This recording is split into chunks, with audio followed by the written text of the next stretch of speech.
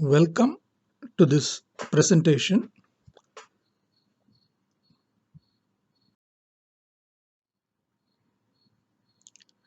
This is the 14th in the series of short videos, each featuring 5 multiple choice questions covering diverse unrelated aspects of psychiatry.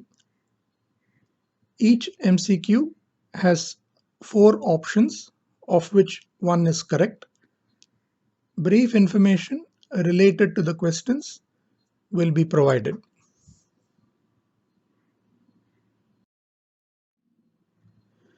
These are the topics in this video.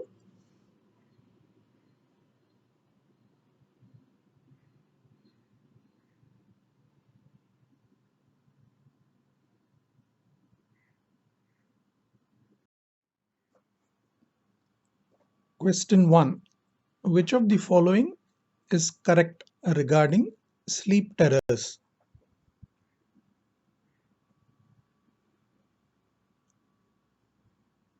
There are 4 options. Please go through the options and make your selection.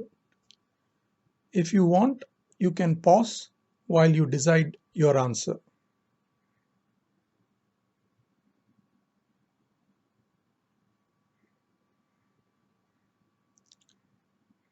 The correct answer is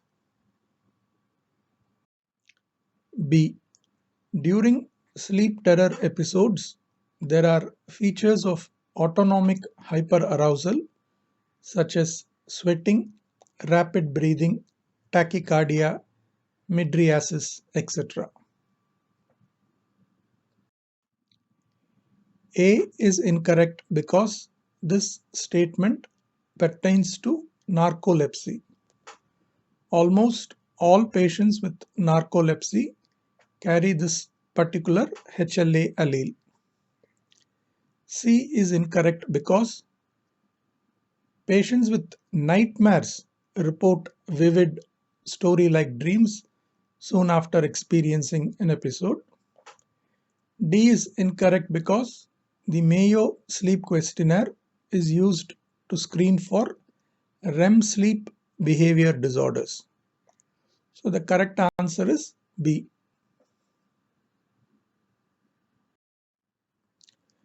Question 2. Which of the following is correct regarding omega-3 fatty acids, which seem to have beneficial effects for both physical and mental health?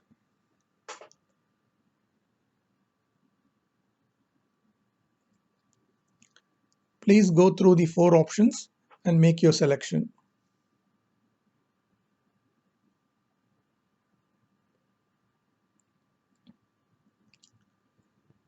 The correct answer is A.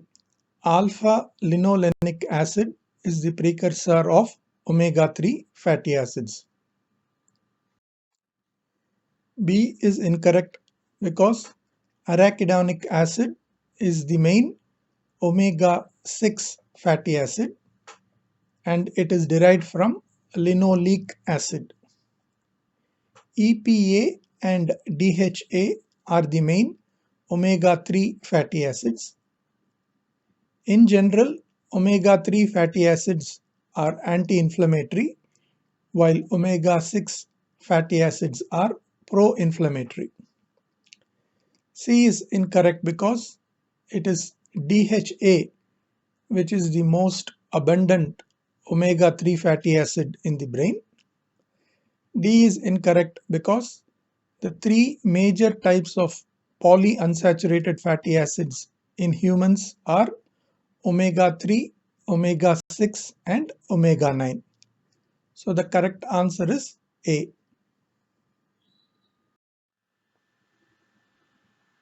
Question 3. Which of the following is not a characteristic trait of antisocial personality disorder?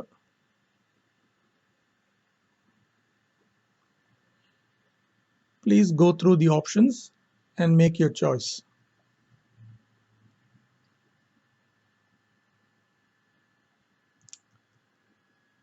The correct answer is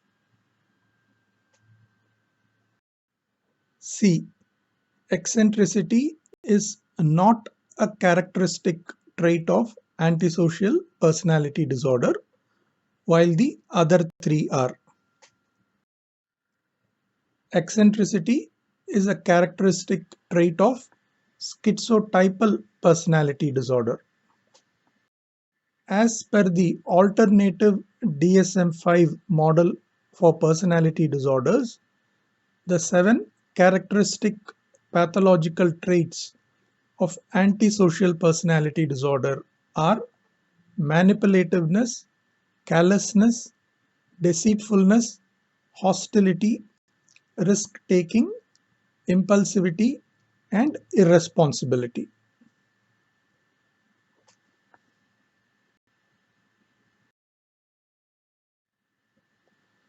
Question 4. Cognitive diffusion is a technique used in which of the following psychotherapies?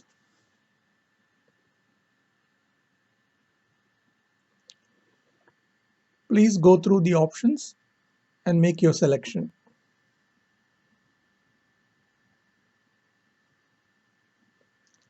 The correct answer is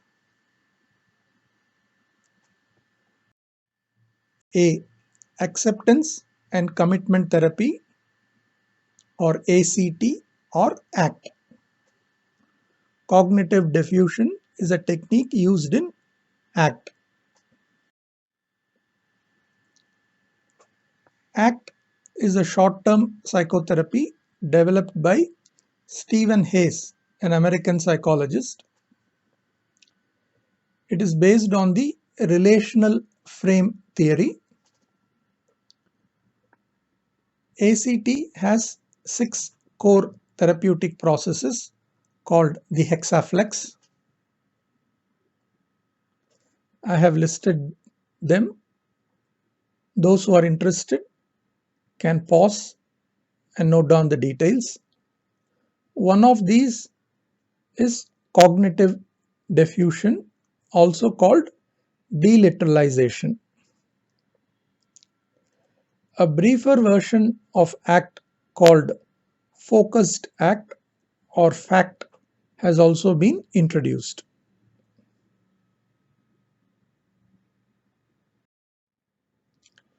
The final question. Aducanumab has been approved recently by the FDA in June 2021 for the treatment of which of the following disorders?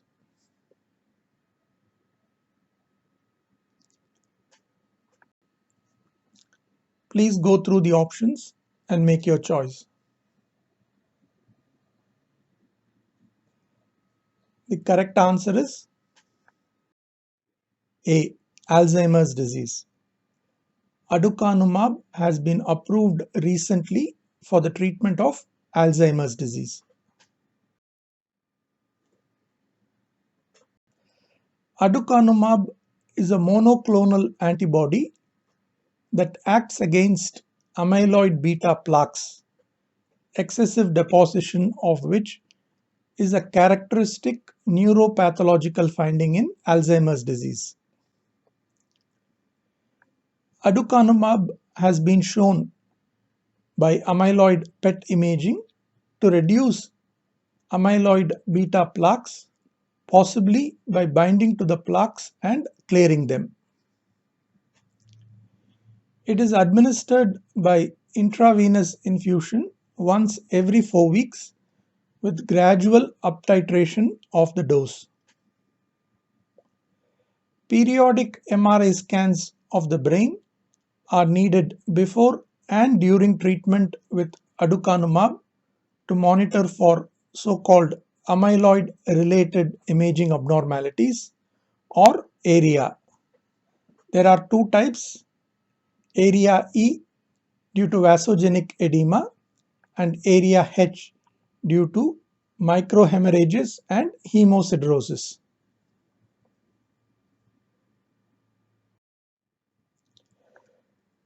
That brings us to the end of this presentation.